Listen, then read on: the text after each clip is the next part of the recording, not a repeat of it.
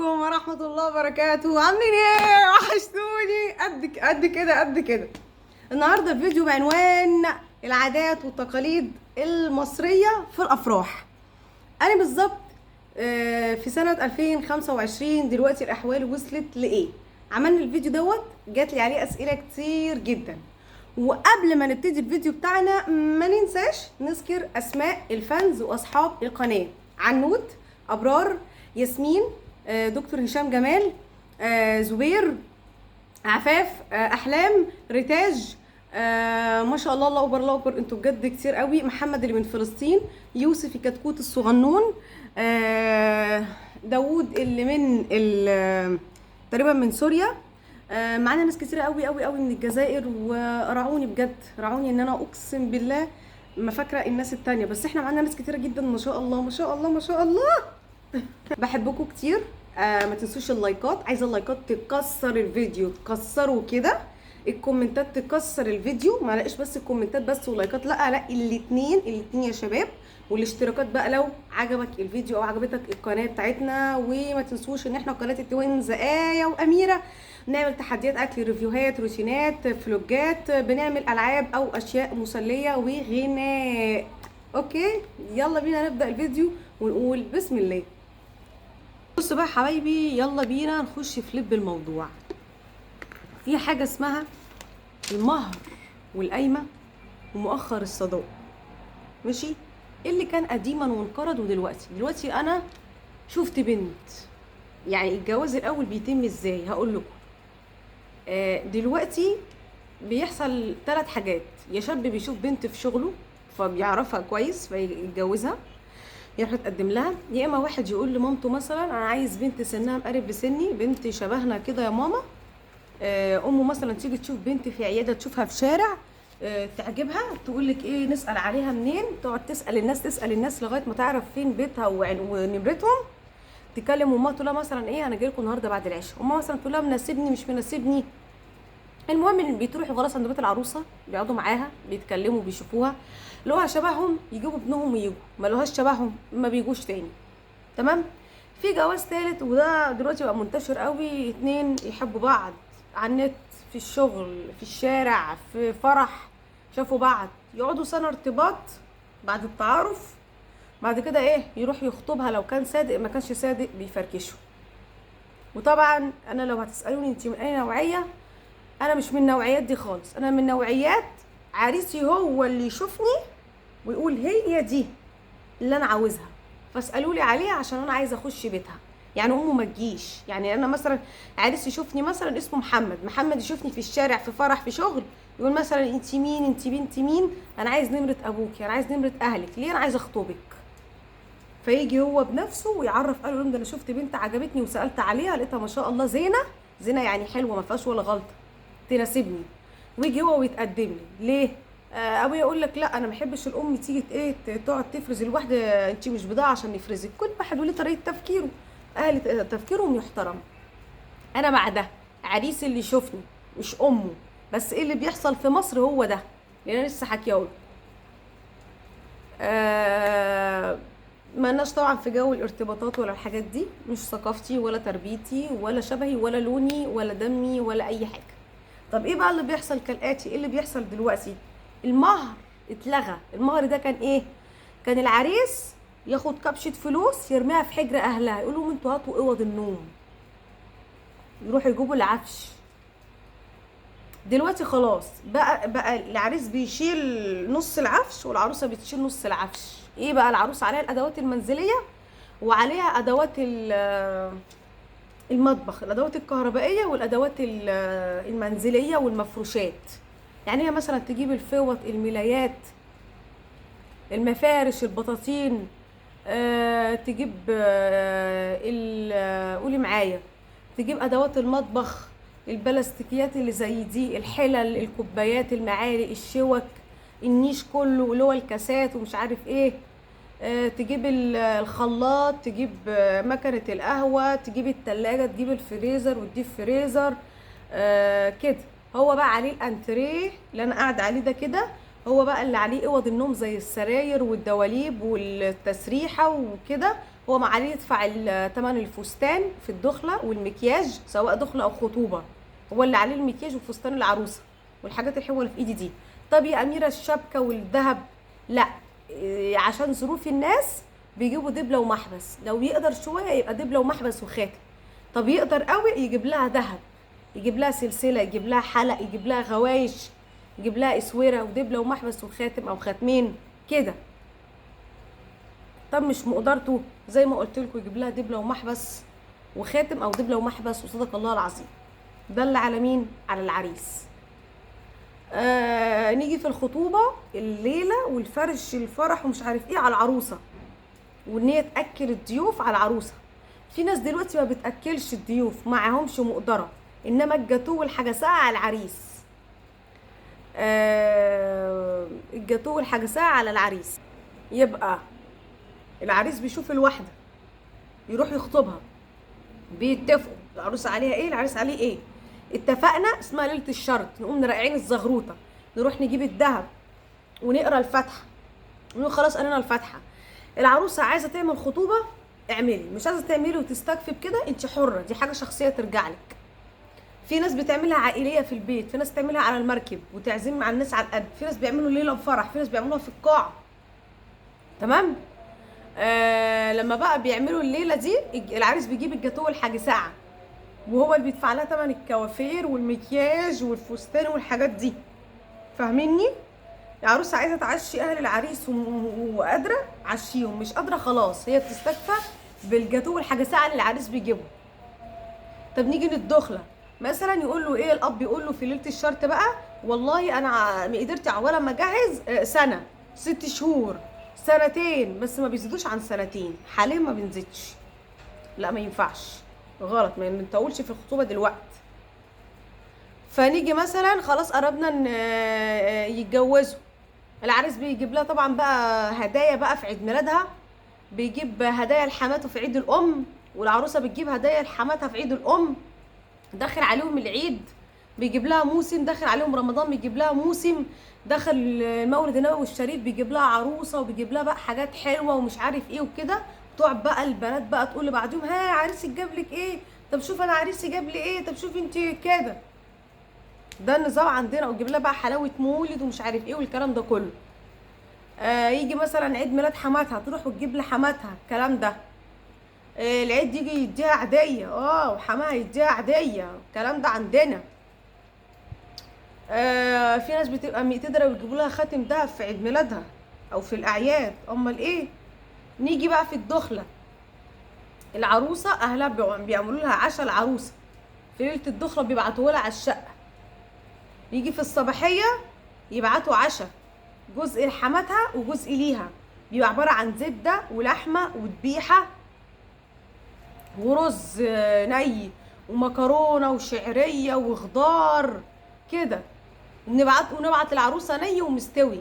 ونيجي برضو نرقع الزغروطه. الاول كانت الناس بتفرق فطير مشلتت على الحبايب، دلوقتي ما بقوش غير المقتدرين، او واحده تخبز عيش وتعزم الناس تفرق كده، ما بقوش بيعملوا برضو غير الناس المقتدره. يعني انا ممكن وانا بعزم الناس على الدخله اخبز عيش وافرقه. طب وبعد العروسه لما بتتجوز يوزع عليهم من العشاء، يوزع عليهم فطير مشلتت، يا اما ما وزعش. طب لو العروسه داخله البيت، لو ده بيت عيله وكانوا بيودوها وبيجوا ينقطوها، نديهم هدايا، نجيب لها عبايات، او نديهم فوط، او نديهم ملايات كده. او ممكن العروسه تسال اهل العريس اهلك عاوزين ايه ويجيبوا لها. احنا قاهريين، احنا بندر. الريفيين او الفلاحين الفلاحه، سوري احنا ريف يا جماعه، ريف، احنا ريف. وهفرق لكم دلوقتي الريف والفلاحه. الفلاحه دول اللي قوتهم بياخدوه من الزراعه، كلهم هتلاقوهم عندهم اراضي، كلهم شغالين في الاراضي بتاعتهم. الريفيين بيبقوا جنبيهم ناس عندهم اراضي، او وهم ما عندهمش اراضي وبيشتغلوا موظفين. فاهميني؟ يعني ما بيشتغلوش في الفلاحه، شغالين موظفين بس ولاد بلد كده وفهموا في الاصول. دول زينا، جم بعد كده اتنجروا قوي الريفيين وبقوا بندر شويه، اللي هو زي دلوقتي في ناس بتكتب كتب الكتاب قبلها بشهر او بشهرين، او بيكتبوا اول ما بيخطبوا وبيشهروا وقت الدخله. وفي ناس بتكتب كتب الكتاب يوم الفرح، يعني احنا يوم الفرح اهو في القاعه بنكتب كتب الكتاب، وممكن في ناس بتكتبه قبلها بشهر، وفي بعد ما بيتخطبوا، وفي واحد لو خاطبها مثلا ومسافر يكتب كتب الكتاب، يقولك اخاف تروح مني. فاهمين؟ بس السائد ايه؟ لا بنكتب كتب الكتاب قبلها بشهر او في ليل يوم الفرح. هل ممكن ناس تختلف على القايمه طبعا ده ممكن يختلفوا على القايمه، ولو كاتبه الكتاب تتطلق او الخطوبه تتفشكل، طب خلاص ده هيخشوا الاسبوع الجاي، بس اختلفوا الجوازه بتبوظ. حصلت كتير مش مره واحده. اللي هي ايه القايمه؟ اللي هي العفش، ان العروسه بتكتب هي جابت ايه في القايمه، بيكتبوا بيمضوا العريس يوم الفرح. في بقى عرسان بيقولك لا انا ما مضيش قايمه، ما دلوقتي طالعه حمله في مصر، في شاب كده بيوز الشباب، لا ما هو بيوز الشباب لان في ناس بتسجن الشباب بالقايمه، في ناس وحشه. ما على حسب بقى النسب، لو النسب حلو، عشان كده اقعدوا اسالوا عن النسب كتير، الناس دي اخبارها ايه، الناس دي ايه، الناس دي ايه، الناس دي ايه، لازم تسالي كتير قوي قوي قوي قوي قوي. وهاتي ناس متفنطه كده يسالوا ويجيبوا قرار العروسه. انت مش اي حد تناسبيه، وانت اي حد تناسبيه، لا يكون نسب حلو كده وقمر زينا، واخدين بالكم زينا كده. بيمضوا بقى على القايمه دي، بتبقى كاتبه بقى هي جايبه ايه وهو جايب ايه. لو العروسه جت تتطلق، الشقه بتاعت العريس بس العفش كله بتاع العروسه. طب لو العروسه مخلفه، لا يبقى الشقه من حقها، الحضانه بقى ترجع لها الشقه والعفش. مؤخر الصداق اللي بيكتبوه، في بيكتب دلوقتي 20,000 وفي بيكتب 30,000. في ناس بقى بتأفور بقى ويكتبوا أرقام، عشان كده بقى هنا الشباب بيتخانقوا بقى وبيختلفوا. طب الذهب بيتكتب باسم العروسة، بيتكتبه لها، ده جاي هدية من العريس للعروسة، يتكتب لها في الورقة. في بقى رجال عندنا هنا عبط في مصر ما بيمضوش العريس، ده كده ما بيضمنش حق بنته. لازم ما ايه، لازم الراجل يتعب في الواحده، ما انا تاخدها ببلاش، ان خدتها ببلاش يبقى هترميها ببلاش. ايوه المعتقد ده منتشر عندنا وده معتقد حقيقي. سيبكم من اللي بيخلفطوا بيقولوا كلام ملهوش لازمه.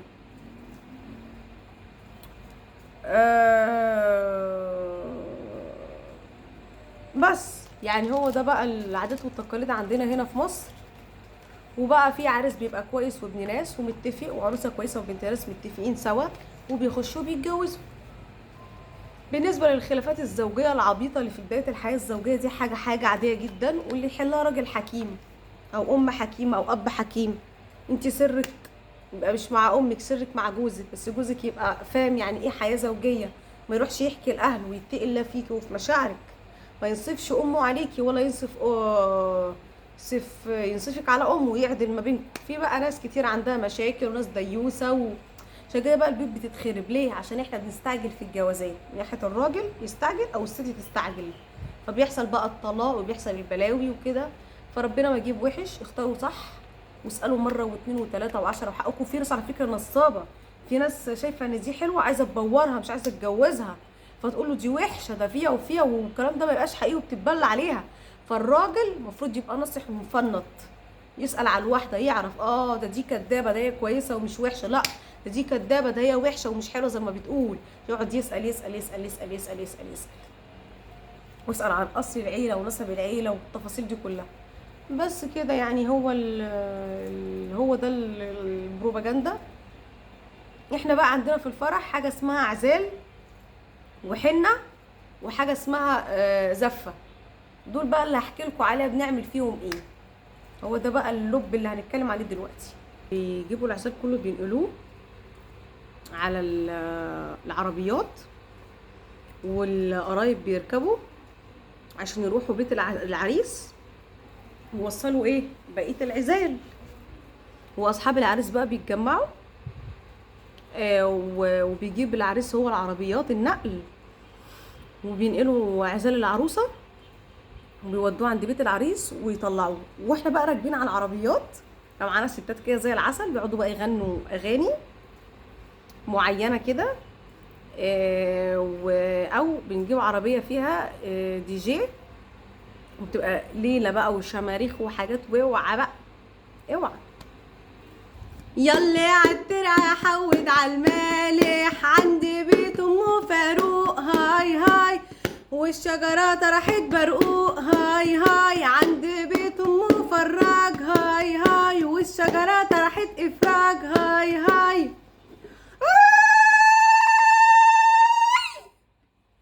وصلي صلي صلي عالنبي، صلي صلي واللي ما يصلي صلي.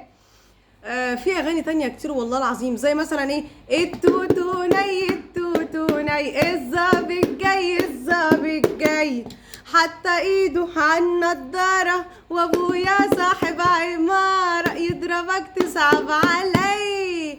اي التوتوني التوتوني، الظابط جاي الظابط جاي، حتى ايده على قميصي، وابويا راجل بوليسي، يضربك تصعب علي. اي التوتوني التوتوني، الظابط جاي الظابط جاي، حتى ايده على فستاني، وابويا الراجل شراني، يضربك تصعب علي. اي التوتوني التوتوني.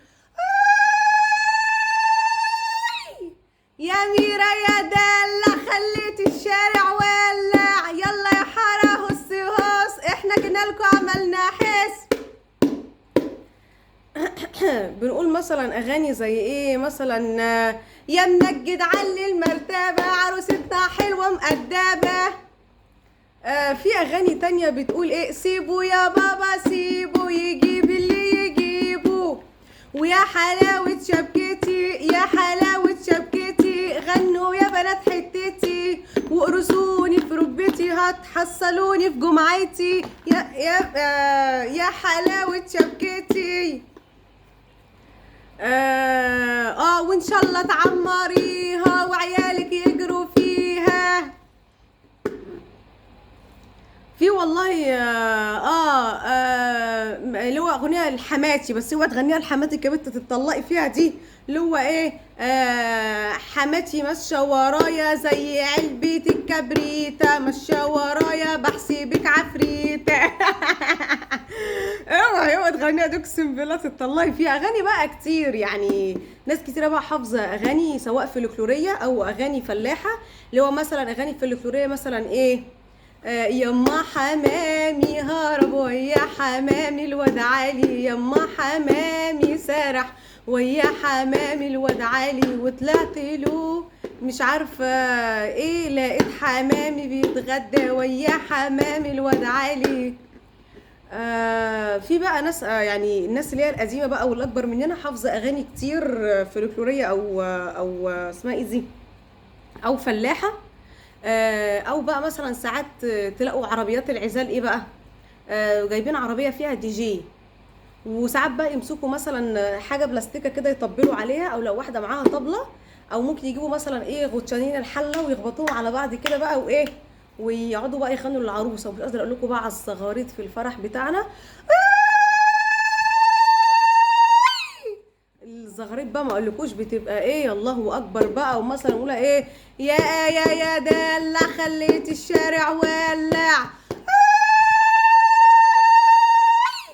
خشوا بقى شوفوا عزال العروسه بقى يرقعوا الزغروطه، اول ما يكتبوا الكتاب يرقعوا الزغروطه، اول ما تلبس الدبل بتاعتها يرقعوا الزغروطه. هما بيحولوا العزال بتاعها، يبصوا في كل لحظه بنرقع الزغروطه، داخله بيت جوزها ونقعد بقى نلاقي ايه، ان شاء الله تعمريها وولادك يجروا فيها. كتير بقى. بس انا زي ما قلت لكم برضو، وفي اغنيه بقى ايه، ادي الزين وادي الزنا وادي الجنه. وفي بقى كانت اغنيه شعبيه عندنا مشهوره، اقول لك ايه، وصلوا عند العريس هيصه ناكل ونزيد هيصه، عند العروسه هيصه ناكل بلوزه. في كانت اغاني كتير قوي مشهوره شعبيه عندنا، بس دي يعني ايه، يعتبر ان هي مثلا انقرضت، او يعني ما بقتش بتتجاب قوي، بس في ناس بتشغلها عادي دلوقتي. مثلا اغاني سعد الصغير في بداياته بتاعت ايه، هتجوز انا خلاص هتجوز وهكمل نص ديني. وفي اللي هو ايه، اتدلع يا عريس يا ابو نايلو، اتدلع يا عريس وعروستك نايلو، العريس فرحان بعروسته والعروسه فرحانه بعريسها، مش بعدته وخلصته لسه نايلو، اتدلع يا عريس يا ابو نايلو.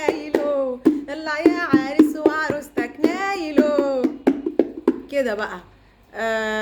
بجد اغاني تحفه، وعاداتنا وتقاليدنا زي القمر وزي السكر وزي العسل زينا كده.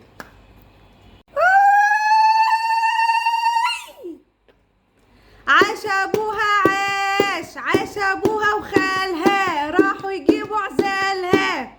يا رب ابويا يقول لي بات الليله والبس حرير واقلع حرير وانام في حضن العيله. يا رب ابويا يقول لي ما تباتيش والبس حرير واقلع حرير وابات في حضن عريسي. في حاجه عندنا في الافراح المصريه احنا بنؤمن بيها جدا، وحاجه عندنا اسمها قرفه العروسه اكتر من قرفه العريس. يعني قرفه العروسه ازاي؟ لو العروسه دي اسلوبها حلو، لو اعمالها حلوه، لو هي كويسه وبتطيع اهلها، تلاقي يومها يمشي حلو، وليلتها بتبقى حلوه وجميله، وبتبقى ما فيهاش مشاكل، ما فيهاش خناق. العزال وهو بيتنقل ما فيش حاجه بتتكسر. امال ايه؟ ما فيش مشاكل كتير بتحصل.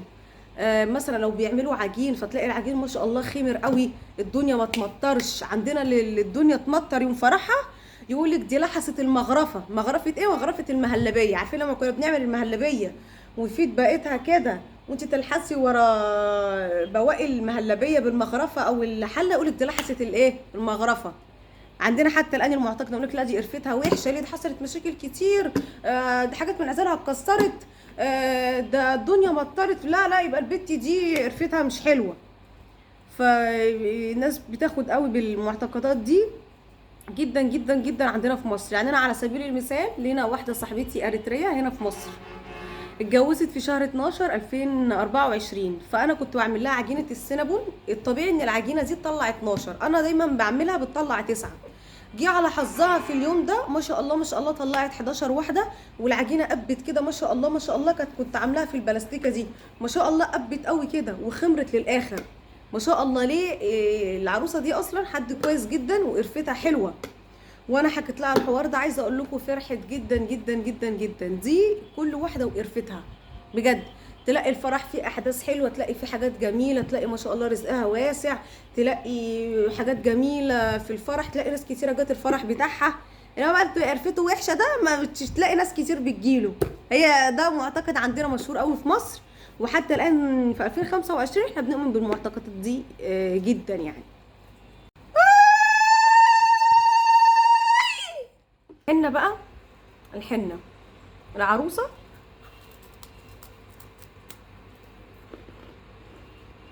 بتجيب البنات وبتعمل ليله وفرح. ودلوقتي بتطلع موضه جديده كده وحاجات جديده.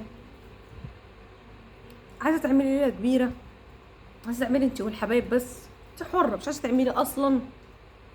في ناس بقى مقتدره بتعشي بقى ايه الاهالي. في يوم بيعملوا حنه عند العروسه ويوم بيعملوا حنه عند العريس، ويحننوا ايد ورجل العريس. عروسه بقى بتصبغ شعرها وبترسم حنه، انا اسفه، على جسمها كله وعلى ايديها، وفي ما بترسمش على ايديها بس بترسم على جسمها كله. بتجيب الحنانه وترسم لها، وعلى سبيل طعمه حلو قوي. وعلى سبيل الحنانه انا بحب الحنه نعم بس انا نسيت اقول لكم ان العروسه برضو بيتعمل لها كحك وبسكويت وبيتي فور وبتجيب بقى لب وشوكولاته، ونقعد بقى نتخانق في الصباحيه. لا انا اخدت الشوكولاته كتير، انا ما اخدتش بونبوني، انا كده فاهمين. ويبقى بقى ماشيين رحت عند العروسه، وطبعا بقى بننقط العروسه، يعني سواء العيله دي او العيله دي طبعا بيروحوا وبينقطوا الايه؟ العروسه. بس لازم طبعا ننقط، ما ينفعش حد يروح للعروسه وما ينقطهاش. اخيرا الحنه اشتغلت اخيرا، بس مش عارفه ليه مش راضيه تشتغل قوي قوي قوي قوي كده يعني. بس كده يا بنات. وزي ما قلت لكم بقى الزفاف بقى حسب العروسه وطلتها، طلة عاديه ولا ايه النظام. انا بحب حاجات البيوتي سنتر دي قوي يا بنات، وان انا ابقى حنانه وكوافيره وحاجه كده قمر. بصوا ده تعبان صغنن. احاول ارسم لكم اسمها ايه دي، احاول ارسم لكم قولوا معايا يا بنات اسمها ايه، طائر اهو، اهو طائر اهو كده باينه في ايدي. طائر ولا مش طائر؟ طيب تعالوا بس هنشيل اللي هي ملهاش لازمه دي الاخرانيه دي. هي فعلا كانت الحنه عايزه تتعجن عشان هي في التلاجة، وانا فعلا لما عجنتها هي اشتغلت صح. كل بقى ما هتتعلمي رسومات اكتر، كل ما تعرفي بقى ترسمي ايدك بقى تاخد بقى ترسمي ازاي ونوع الحنه قصص كده. وبكده يا بناتي الحلوين ويا شبابنا الحلوين، يكون الفيديو بتاعنا خلص. اشوفكم على خير في فيديو جديد ويوم جديد. مع السلامه في قناه التوينز واميره. باي باي.